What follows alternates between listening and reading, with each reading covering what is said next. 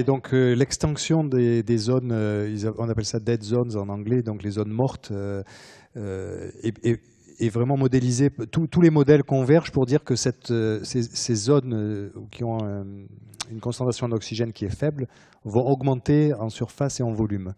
Et donc ça concourt à l'acidité de l'eau.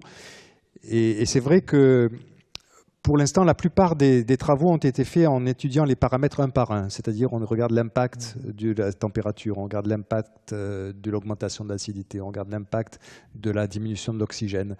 Et parce que c'est très compliqué à faire, il y a très peu de travaux qui combinent tous ces paramètres en même temps, de manière à étudier les synergies. Et c'est vrai qu'il y a c'est pas en étudiant les paramètres de façon individuelle qu'on va prédire ou prévoir le futur. C'est en les combinant.